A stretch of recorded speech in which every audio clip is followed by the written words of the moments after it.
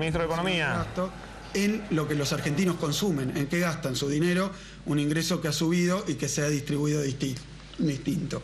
Pero también, para que tengan idea de qué ocurrió con algunas variables también centrales de las conductas de consumo y de cómo viven los argentinos.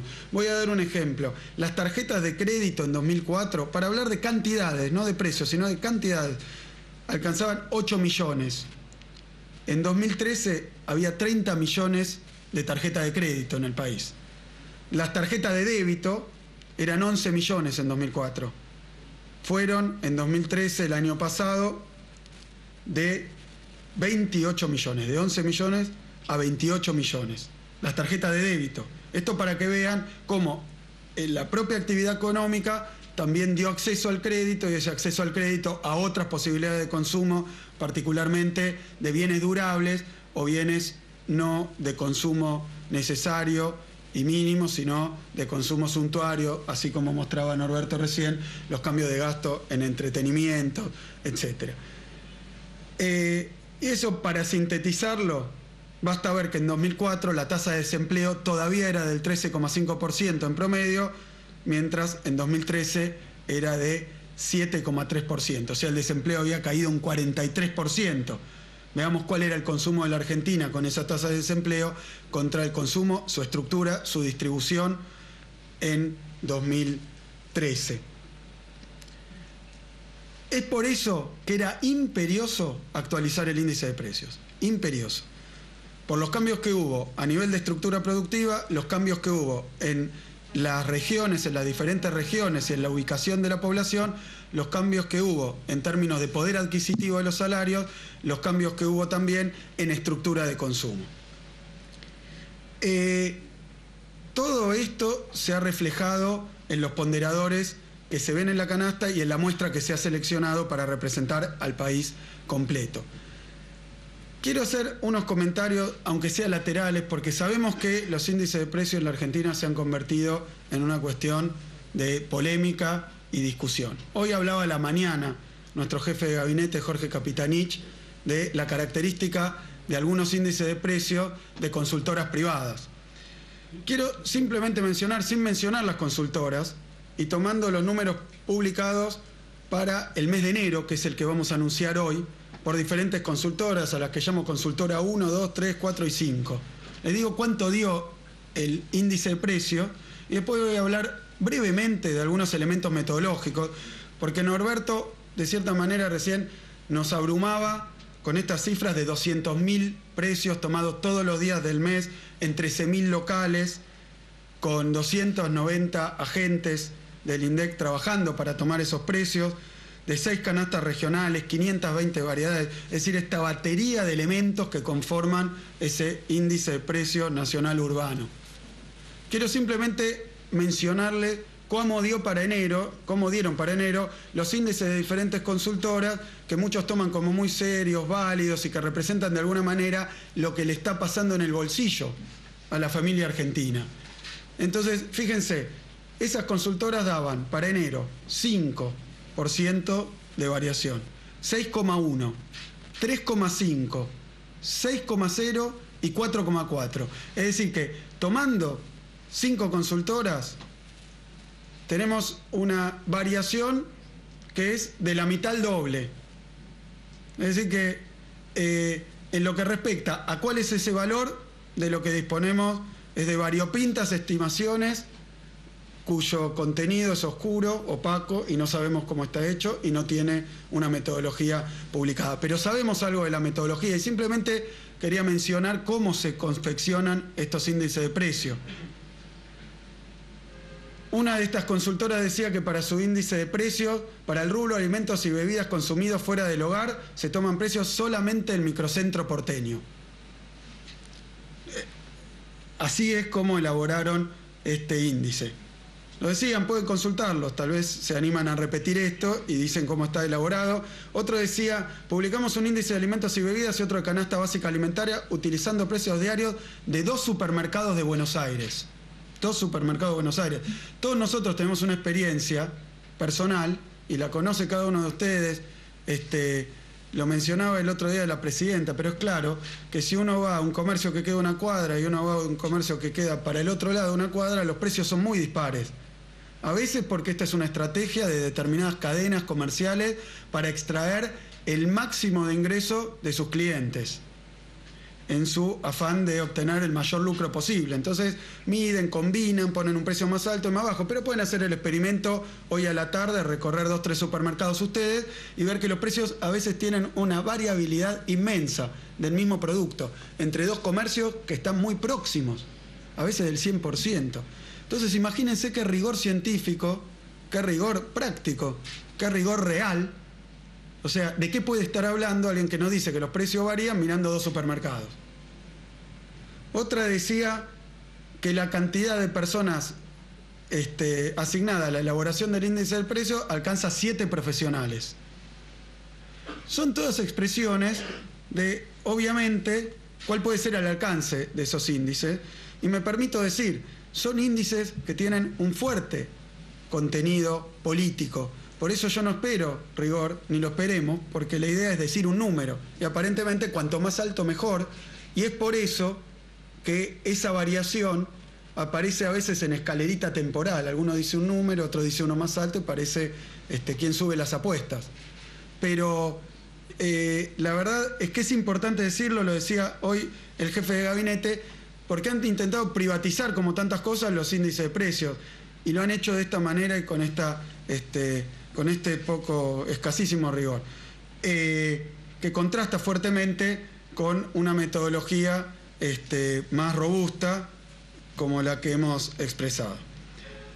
Voy ahora a hacer lectura de una parte del comunicado simplemente que íbamos a publicar hoy a las 4 de la tarde. Decidimos hacerlo en esta breve exposición, simplemente para dar algunas especificaciones, porque no era solamente la comunicación de los números, sino además la presentación del nuevo índice y ameritaba una presentación más extensa.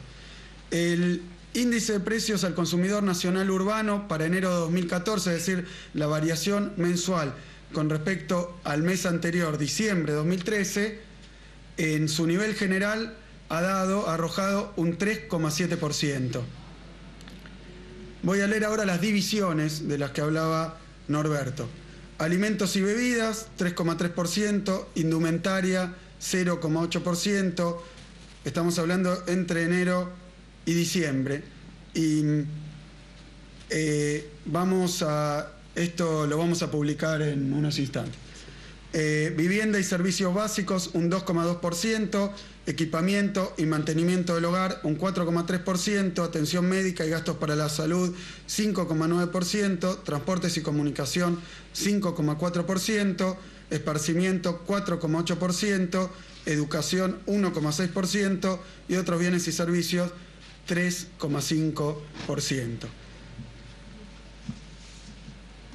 Me limito a hacer unos breves comentarios, ya tendremos ocasión de ir trabajando este dato, pero quiero hacer simplemente unos breves comentarios en consonancia con lo que venimos expresando desde el Gobierno Nacional hace bastante tiempo ya.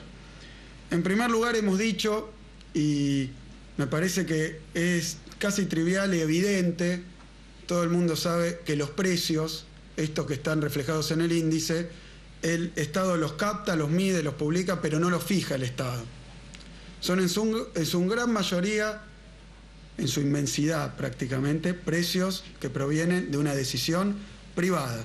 A veces una decisión descentralizada de la cadena de comercio, una cadena competitiva en algunos rubros, otras veces de la decisión más bien centralizada y concentrada en aquellos rubros donde hay muy pocos proveedores o muy pocos actores a nivel de la distribución y el comercio final de esos artículos. Así que a veces son precios que parecen determinados por el libre juego del mercado, otras veces precios fijados con determinada intencionalidad y voluntad y concertadamente entre diferentes actores. Hay ramas de la producción nacional donde 2 o 3 empresas expresan el grueso de la producción y entre ellas más o menos queda determinado cuál es el precio final de esos productos. Tenemos esas condiciones precios fijados por las empresas privadas según diferentes criterios. Y voy a hablar ahora del índice que estamos presentando hoy para enero y de las particularidades de este mes de enero, como fueron otros índices a lo largo de estos 10 años y a lo largo de la historia argentina. Sabemos, porque hemos sido testigos y hemos sido víctimas de una campaña muy, pero muy fuerte, casi diría yo, furiosa, que sufrió y que azotó a la sociedad argentina durante los últimos meses, que pretendió generar una idea de tragedia, de apocalipsis cercana sobre lo que ocurría con la economía nacional, que tal como decía ayer la presidenta, no es que vaticinan o pregonan que va a haber una catástrofe para el gobierno, lo que están diciendo es que la catástrofe va a ser para los argentinos, para todos los argentinos. Entonces esa campaña, que estuvo fogoneada por los medios, pero que tuvo algún impacto, hemos descubierto también en precios, tenía que ver con algunos elementos como ese dólar ilegal. Recordarán ustedes, salteemos enero, que es lo que estamos midiendo, recordarán ya que en diciembre la idea de este dólar ilegal, y salía en todos los diarios, que decían era el que determinaba los precios, es decir, que los comerciantes fijaban los precios según el dólar ilegal. En muchos casos fue verdad.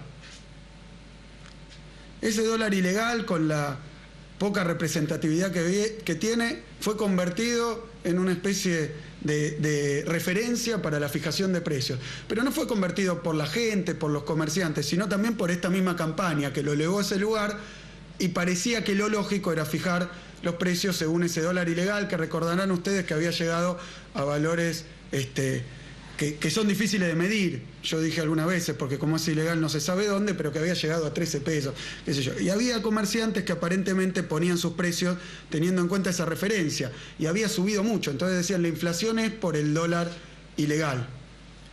Pero después vino enero y hubo un corrimiento del dólar oficial, mucho menor y por debajo de ese dólar ilegal. Pero decían entonces, los precios deben subir por las modificaciones del valor del dólar legal. Ya habían subido por el ilegal, que estaba muy por arriba, pero ahora debían subir de nuevo por el legal. Y después apareció otro rubro, que es uno de esos verdaderos y genuinos inventos argentinos, que es el rubro por las dudas del costo. Entonces se ve que el comerciante tenía que calcular el costo, porque esto era lo que decían, que era lo juicioso, lo razonable y lo aconsejable para todo el mundo, tomar la cotización del dólar ilegal, la cotización del dólar oficial y el rubro por las dudas y fijar precios. Y efectivamente en enero encontramos que ese clima de psicosis, de que todo explotaba, como decía la presidenta, llevó a corrimientos muy fuertes en los precios. Sin duda que esto ocurrió. Y generó fuertes distorsiones. Distorsiones, repito, fogoneadas por intereses muy concretos. Y aprovechadas también por movimientos especulativos. Porque aquel que consiguió poner determinado artículo y en ese clima de que los artículos se iban a acabar, de que estaban discontinuados, de que no se iban a reponer, consiguió que alguien lo comprara y, por ejemplo, subió de un día para el otro el 22% cuando no había cuenta matemática ni del cerebro racional que explicara por qué tenía que haber ese aumento, pero fue alguien y lo compró. Y a esa persona la estafaron. Y la estafó un comerciante que se quedó con esa diferencia y que la tomó como ingreso. Y eso es algo que observamos. Es por eso que esa campaña de precios cuidados que iniciamos desde la Secretaría de Comercio hace algún tiempo es central, porque si no, pareciera que los precios deben fijarse por las dudas, por el dólar ilegal, por los terremotos en ciudades distantes, por las tormentas en otro lado. Es decir, que todo representa una excusa para subir los precios y que esto es razonable. ¿Qué es lo que nosotros encontramos? Que, en primer lugar, la relación entre el precio y el dólar se puede medir con respecto a qué parte de la economía argentina tiene sus costos en dólares, porque nadie ha dicho que tiene que ser de otra manera. Si sube el valor del dólar y yo tengo costos de cosas que compro y tienen su precio en dólares, evidentemente el precio en pesos se puede mover, pero ¿cuánto? Tengan en cuenta que el Producto Bruto de Argentina es más o menos 500.000 millones de dólares y las importaciones 70.000 millones de dólares, por decir algo, quiere decir un 15% de lo que en Argentina se produce, para tomar una cuenta somera y que la entienda todo el mundo, un 15% es importada. Entonces esto debería pegar en un 15% de los productos que se consumen en el país, para decirlo grosso modo. Pero no fue así. Había quienes pensaban que lo que había que hacer, y quienes querían que esto ocurriera, porque querían provocar una determinada situación, querían hacernos creer que los movimientos del dólar tienen que traducirse, legal, ilegal o el que sea, tienen que traducirse, por eso tanta publicidad sobre esto, tienen que traducirse los precios de todos los artículos que consumimos los argentinos. Y esto es estrictamente falso, porque lo que se estaría haciendo de ese modo no es representar un cambio real en los costos de alguien y en la situación de un comerciante, un productor, sino que lo que estaría haciendo esto es una maniobra especulativa para conseguir una ganancia extraordinaria que no tiene ninguna justificación. Pero esto ocurrió en Argentina. Es por eso que nosotros estamos trabajando fuertemente, en primer lugar, para que no haya distraídos ni haya confundidos, que hablando con medias palabras hagan creer que eso es culpa del gobierno y que además es lógico que pase. No es lógico ni es culpa del gobierno. Es el bolsillo de los 40 millones de argentinos el que está en riesgo con esas maniobras. Y hay algunos vivos que consiguen ganar mucha plata con estos movimientos. Es por eso que para los confundidos, no para los vivos, hemos trabajado desde el gobierno nacional consiguiendo que, por ejemplo, voy a dar ejemplos porque se anunció en esta misma casa, que los precios de algunos electrodomésticos que habían crecido en días en un 20%, tuvieron un techo de crecimiento del 7,5%, recordarán ustedes. O que el precio de los productos metálicos, insumos básicos y difundidos, que habían tenido corrimiento porque su precio estaba nominado en dólares, también se retrotrajeran. O como ocurrió el día de ayer, que recuerdo titulares y titulares con respecto a que determinadas empresas no bajaban el precio de la nafta en surtidor, no hubo tantos titulares cuando efectivamente lo hicieron, porque ayer hubo un comunicado de la empresa Shell diciendo que reducía sus precios en surtidor en base a los cambios en los valores de sus insumos. Es decir, que ha habido un acomodamiento de precios, en algunos casos especulativo.